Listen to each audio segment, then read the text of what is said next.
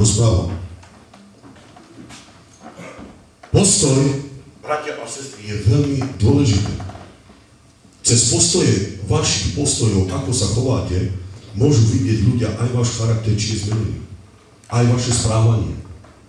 Je to veľmi dôležité. Ďalšia vec, keď nemáš správny postoj k Bohu, ty nebudeš mať správny, ako som povedal, postoj k sebe. Prečo som to povedal? Je to, počúvaj. Keď ty neocenil si Ježiša Krista, že za teba zomrel na kríži, keď si ho neocenil, čo Kristus pre teba urobil, ty nemáš ani správny postoj k nemu. To znamená, že keď si jeho neocenil, nemáš taký postoj, robíš čo chceš, žiješ ako chceš, urobíš, že nie je nejaký problém. Prečo? Lebo nemáš správny postoj k Bohu. Je ti to jedno. Prečo? Lebo neocenil si ho. Teraz znamená jedna vec, že keď si ho neocenil, ako ceníš teraz svoj život? Aký postoj máš k sebe?